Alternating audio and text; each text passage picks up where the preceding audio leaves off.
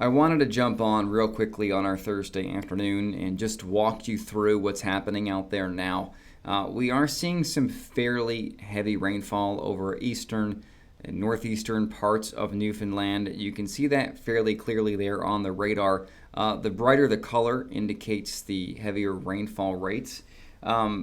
If you don't have the app, it's a great place to use a very good looking radar to track the rain yourself, because I'm going to pop off off here in a little while. I can't go live all afternoon. I'm not even live now. This is taped. But it is something to kind of keep in mind as we go through the remainder of the day, as the weather is on the active side. Back through central, western Newfoundland, it is raining pretty hard at the moment.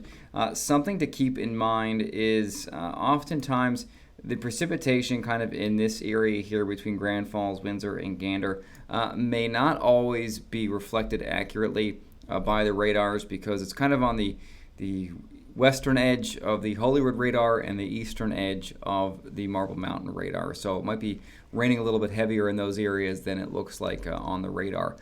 Closer to the west coast, we can also see some rain showing up near Corner Brook out to the southern side of the Bay of Islands. But look at that, some snow showing up there in the high terrain.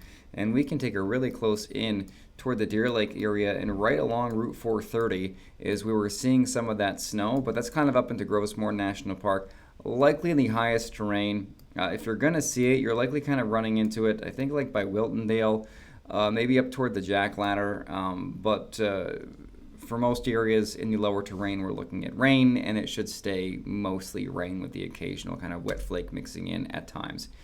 Driving conditions, you can see there, Paddy's Pond, Burgeo Highway, Gander, Corner Brook, looking nasty pretty well across the board right now. On top of that, it's windy. In Twillingate, winds are gusting 70. In St. John's, we're gusting 44. A little while ago, winds were gusting close to 90 in town. So quite windy this afternoon, and that wind is along a cold front. You can see the wind coming from two different directions.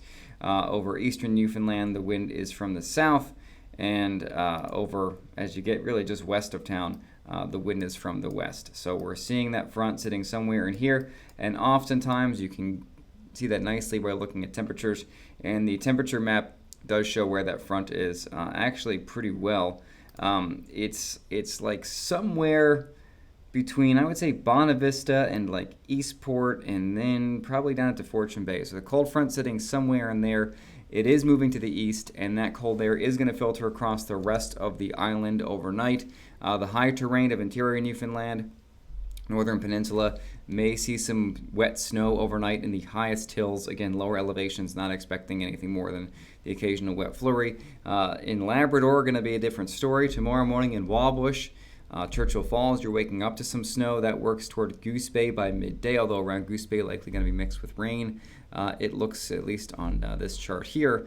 And then throughout the day, that pushes down to the south. Maybe another round of some rain and wet snow on the west coast, and some showers tomorrow for the northern peninsula and parts of central. But overall, tomorrow going to be a cooler day than today. Temperatures tonight are going to turn much colder on the island, between like -1 and +6 for lows in Labrador, generally near 0 overnight. And then for your day tomorrow, looking at highs of 8 to 11 on the island, with some showers north in Labrador, highs of 7 to 11, with again the morning flurries or wet snow easing, and then it looks like the sun may come out during the latter part of the day. So that's how it looks right now. I'm working on a more detailed, longer forecast. I'll have that posted for you here in a little while. Until then, have a great afternoon and stay safe. And also, don't forget to get the Shear Weather app.